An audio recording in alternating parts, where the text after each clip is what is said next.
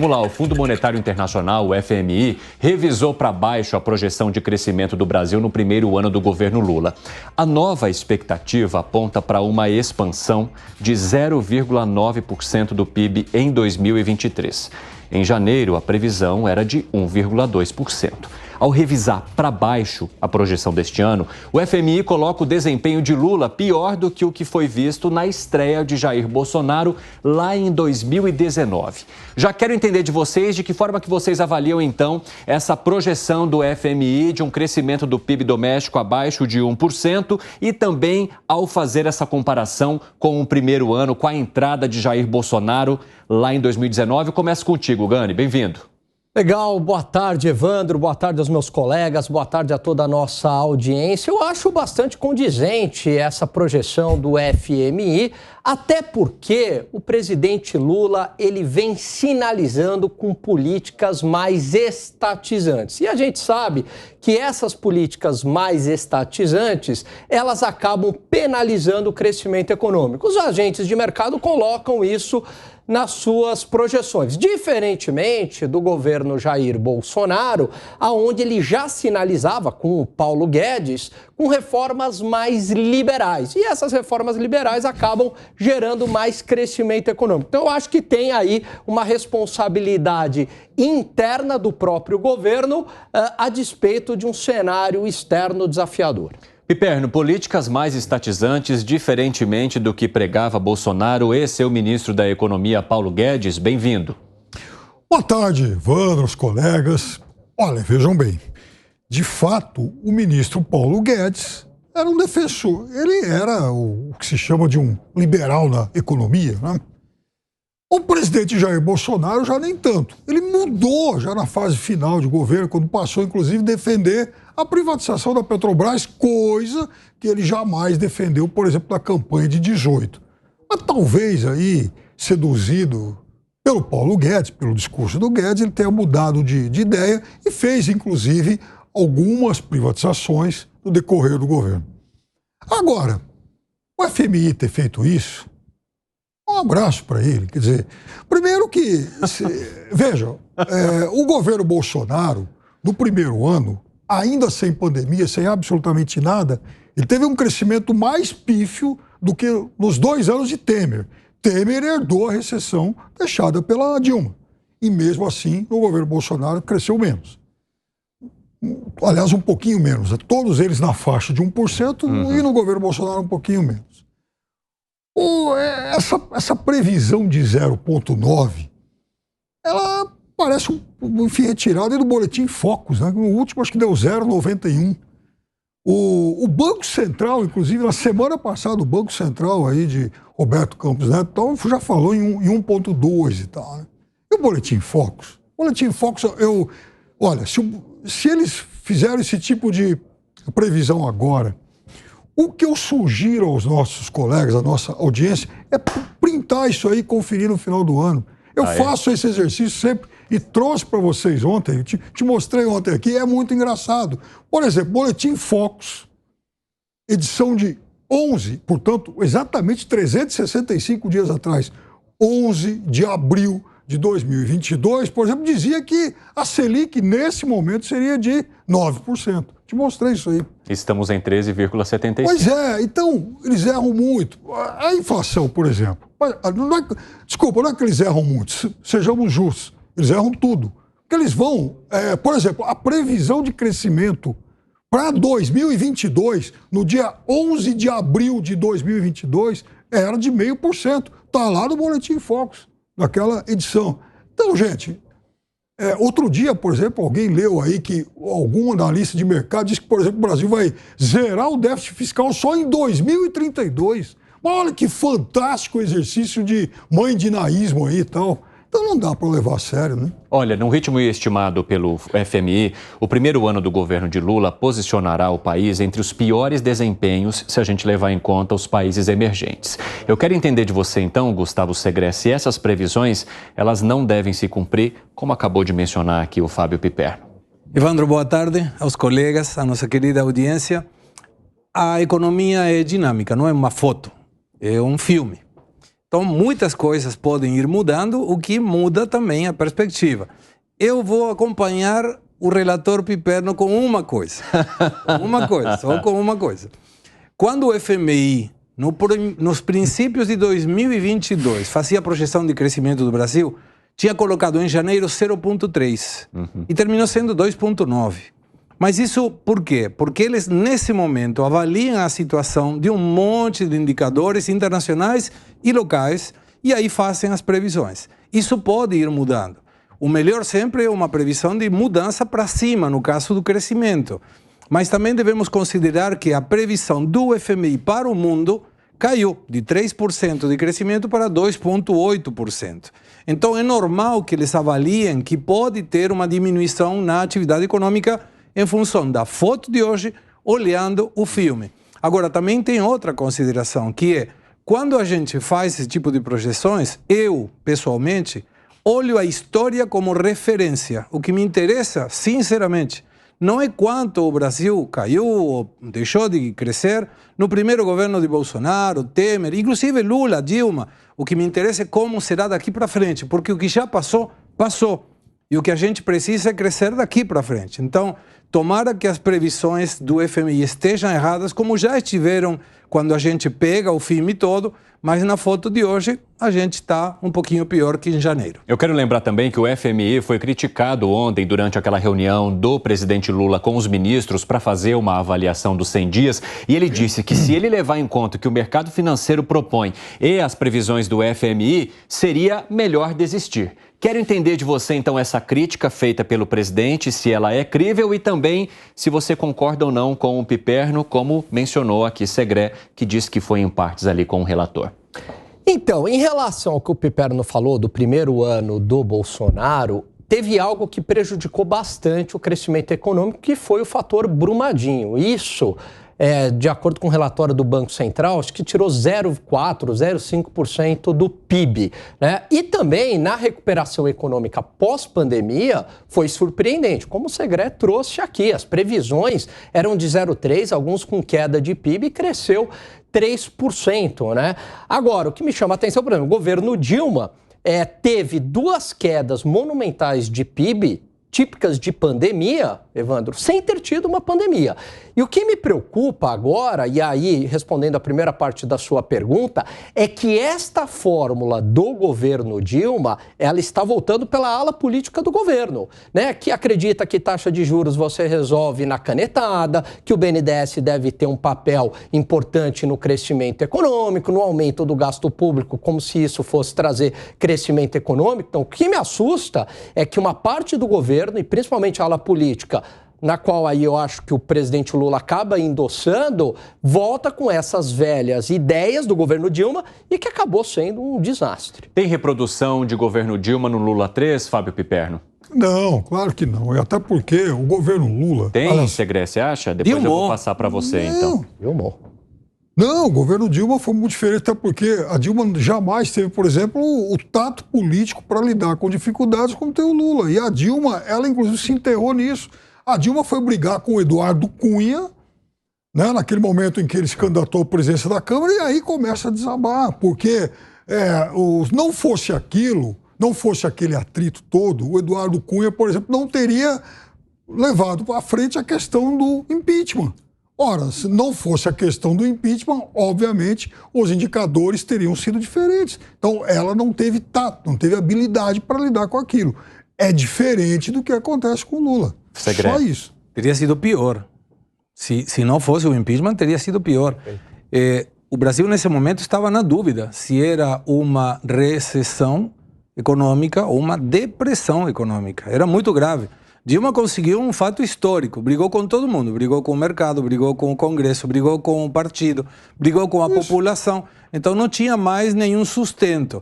E quando o governante, no caso os congressistas, verificam que o país está ladeira para baixo, sem rumo, sem nenhuma possibilidade de melhora, pegaram essa questão da responsabilidade fiscal e acharam um motivo constitucional para fazer o impeachment. Mas teria sido muito pior. Gani. Eu concordo com o Segré absolutamente, até porque, Piperno, as políticas foram tomadas antes do impeachment. Pega lá o superávit primário em 2014 era 1,5%. Aí é uma inversão no final do ano para negativo, 0,5% negativo. Quer dizer, você sair de 1,5% positivo para meio negativo é brutal. Significa que o gasto público aumentou muito, né? Aquela fórmula também de juros na canetada, fazendo pressão em cima do Banco Central, utilizando os bancos públicos para forçar uma queda da taxa de juros. Aí veio a inflação, aí teve que subir o Selic lá para 14,25. Aí política na Petrobras de congelamento de preço quase estrangulou o setor sucroalcooleiro. Aí medida provisória mudando regras de contrato das empresas de energia elétrica. Então tudo isso, Piperno, foi antes do impeachment. O desastre, né? Ele foi sendo semeado, ele foi sendo construído e aí evidentemente que acabou lá no ano do impeachment, a gente viu toda a consequência, né? Os olhos do Piperno foram parar na nuca agora. Fala, Piperno. Não, vamos lá. Primeiro, desse monte de coisa que você disse, Ali, fatos que realmente aconteceram durante o governo Dilma, provavelmente com o Lula não teria acontecido rigorosamente nada disso. Por quê? Ele não ia esgarçar de forma alguma a relação com o Congresso, ele não ia resolver esse monte de coisa aí na canetada. O Lula é um político suficientemente hábil e esperto para não deixar esse tipo de coisa, a corda arrebentar, né? Outra coisa, muito do que se disse em relação às coisas que os erros econômicos, na condução da economia que ela cometeu, realmente são, enfim, verdade, né? Isso aconteceu antes do impeachment, mas muita coisa ocorreu durante o processo do impeachment, porque vamos lembrar uma coisa, o Dilma II, inclusive, levou para conduzir a economia já um cara de mercado, o Joaquim Levy, foi o ministro dela nos primeiros meses. Então não é que, assim, depois acabou entrando em conflito com o Nelson Barbosa. Sim, né? Mas ela se tocou naquele momento que, preciso também ter um pouco de ortodoxia no comando disso aqui. Agora, em paralelo, a Dilma arruma toda a confusão com o Eduardo Cunha. Então ela não tinha mais amparo político para nada. Perdia tudo no Congresso. Segré deu o sinal coçando a cabeça aqui. Que foi, Segré? Quando chamaram o Levy já era tarde. Essa é a questão. Dois. Já era tarde. Você vai chamar uma pessoa para resolver uma coisa que não tem mais solução. Até porque quando foi feito, o grande problema é gasto público. E aí vem uma responsabilidade política que eu deixo para que a audiência tire as suas conclusões. Eu lembro quando morava já aqui no Brasil, Maluf era prefeito e ele falou: eu recomendo a Pita, votar a Pita é como me votar. Foi um desastre absoluto. E eu lembro também que o Lula indicou a Dilma porque era uma pessoa leal a ele, sem a mínima condição de fazer uma conta de 13 menos 4, ou quanto que dava, e terminou dando o que dava. Mas aí pouparam de alguma forma os eleitores do PT essa responsabilidade política que era de Lula por ter indicado uma pessoa que não estava apta. E aí Dilma, no segundo mandato, quando ela define a candidatura, ela fala: não, eu sou a presidente, então eu vou ser a candidata. Se tivesse sido Lula, concordo com o Piperno, ele não teria brigado com absolutamente ninguém, porque não é a mesma coisa Dilma que Lula. Nesse momento você tem razão. Inclusive houve um movimento Volta a Lula. A Marta Suplicy era uma das líderes disso aí. E, na verdade, o Lula evitou o confronto. Essa é uma crítica que se faz e é verdade. Agora uma questão. Vocês voltaram aqui para o governo Lula, para o governo Dilma, perdão, e eu quero entender de vocês por que esse retorno para o governo Dilma. Há um temor de que essas questões se repitam agora no Lula 3? É nesse ponto que vocês querem chegar, Alain? Exatamente, parece que você leu o meu pensamento, que é o que eu ia completar aqui em relação ao Piperno. Eu vejo que o Lula 2 já foi o início do governo Dilma, porque é onde começa a aumentar muito o gasto público. Só que não apareceu porque a conjuntura internacional era outra, o país crescia, enfim, né? Agora, o governo Dilma é o Lula 2 turbinado. E o que me preocupa, como disse o Segré, é daqui para frente. E todas as sinalizações do Lula têm sido muito ruins. Critica a autonomia do Banco Central, revogação aí de parte do marco do saneamento, né? Fala da Petrobras. Então, se essas sinalizações elas forem para frente, a gente caminha para um governo Dilma. Essa é a minha preocupação. Segré. Eu vou fazer uma camiseta que diga mas Bolsonaro e outra que diga mas FMI, quando um partido político, não importa de que ideologia, se candidata e ganha, não adianta jogar a culpa no outro. Ele está aí para resolver o problema. E se não conseguir resolver, não está apto para estar nesse lugar. Então não importa todos os erros que eventualmente possam ter sido cometidos pelo Bolsonaro, pelo Temer, pela Dilma, Lula nesse momento já sabia. E se ele sabia, tem que ter pessoas capazes para conseguir resolver. Mas eu continuo e vou afirmar de novo o que falei ontem. Lula está fazendo um governo analógico na era digital. Dilmou é um verbo novo que apareceu aí no... Piperno.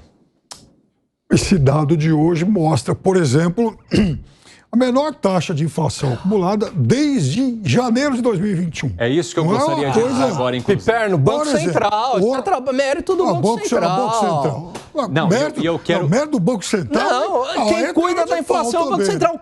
Se o Banco Central cedesse às pressões do Lula, aí que a inflação já teria estaria nas alturas. Tem que dar mérito ao Banco Central. Quando o país cresce, é a conjuntura internacional. Quando a inflação cai, é o Banco Central. Mas é o Banco Central. Pessoal, eu quero explicar para vocês porque a gente acabou partindo para o assunto que eu iria colocar aqui. Porque hoje o IBGE divulgou o IPCA fechado em março e o resultado final foi abaixo do que projetou a economia à época, aquelas projeções feitas pelos economistas. Havia uma projeção de 0,77, ele fechou num aumento ali de 0,71, o que manteve a inflação acumulada dos últimos 12 meses em 4,65%. E esse patamar é o mais baixo desde janeiro de 2021. Aí o que aconteceu? A bolsa subiu e o dólar também ficou abaixo num patamar que fazia tempo que a gente não via, que era abaixo de R$5. É disso que eles começaram a discutir agora. Espaço aberto para vocês. Pode continuar. Gani, depois Zegré e depois Piperno. Então, Piperno, casa organizada. Quem que tem a função de controlar a inflação por meio da política de juros? É o Banco Central. Então, mostra que o Banco Central está fazendo um trabalho bem feito. Porque as duas últimas divulgações, tanto o IPCA 15 quanto o IPCA, vieram abaixo do esperado, a inflação desacelerou, tirando alguns itens, reagrupando, né, calculando a inflação sem alguns itens que não são sensíveis à Selic e tal. A inflação realmente veio de maneira bastante positiva, surpreendeu. Mas isso é mérito do Banco Central. E, pelo contrário, porque se fosse pela cabeça aí do presidente Lula, ele acredita que juros é decisão na canetada. Aí que a gente não controlaria a inflação, como ocorreu no governo Dilma. Reduziu os juros na canetada, a inflação voltou, não veio crescimento econômico e o Selic foi para 14,25. Piperno, o Banco Central é o salvador da pátria nessa história? Não, claro. Inclusive, eu hoje acendi muitas velas para ele. Isso aí é ironia. Afinal de contas, esse nosso Banco Central, insensado pelos Faria Limes, pelo consenso do Itaim, Banco Central. Veja, não, né? Quer dizer, o Banco Central ele ajuda. Vai ver, por exemplo, o que o setor de veículos, o que o setor da construção civil, o que o varejo está falando sobre essa política de juros. É óbvio que não. Quer dizer, é óbvio que o Banco Central adota, sim, políticas contracionistas. Agora, a questão toda é que, a gente já falou aqui outro dia, mas às vezes as pessoas gostam da urgência e tal, né? Ontem, por exemplo, eu vi aqui comparativos, né, dos 100 primeiros dias, todos esses índices aí de bolsa, de dólar, nos 100 primeiros dias de todos os últimos governos de FHC para cá. O Lula acho que era o segundo pior. Agora, se fosse uma comparação dos 101 primeiros dias, aí talvez esses índices de hoje já surtissem algum efeito. Mas o fato é que a inflação ela vai baixar muito nos 3 próximos meses. Primeiro que não há descontrole algum. André Lara Rezende vem falando isso há muito tempo. Não há descontrole algum. Agora, no terceiro trimestre, julho, agosto e setembro, o Brasil vai trocar alguma taxa de inflação positiva, né? Vai ter alguma inflação, por aqueles 3 meses de deflação do ano passado. Então a taxa vai voltar a subir um pouco. Ou seja, não tem nenhum motivo para extrema euforia hoje, meu Banco Central Salvador, e também não vai ter nenhum motivo para melancolia daqui 4, 5 meses. É isso. Em que caminho você está nessa história aqui, hein, Segré? Não, aqui com o Alan. Concordo com o Piperno nessa questão dos 3 meses. Quando a gente tira a foto hoje, 4,65. Boa. Mas tem 3 meses de inflação no ano 2022 que vão refletir depois. Quando a gente avalia o filme, é diferente. Agora, só para questionar o Piperno. Se as coisas foram boas na saúde, mérito de quem? Do ministro da Saúde. Se foram boas na educação, de quem é? Ministro da Educação.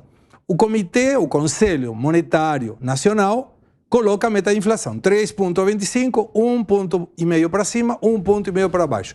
De quem é a responsabilidade de cumprir ou se aproximar?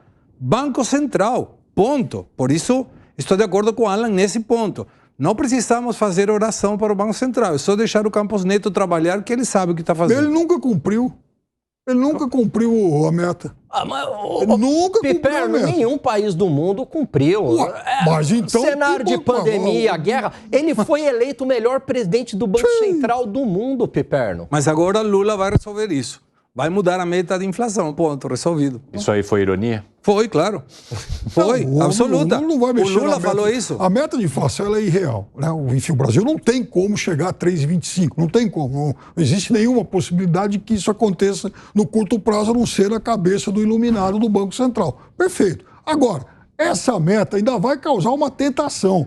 Porque quando chegar a junho, olha o Zé Maria Kupfer no UOL faz uma análise boa sobre isso hoje. Quando chegar a junho, a inflação anual ela vai estar muito próxima disso.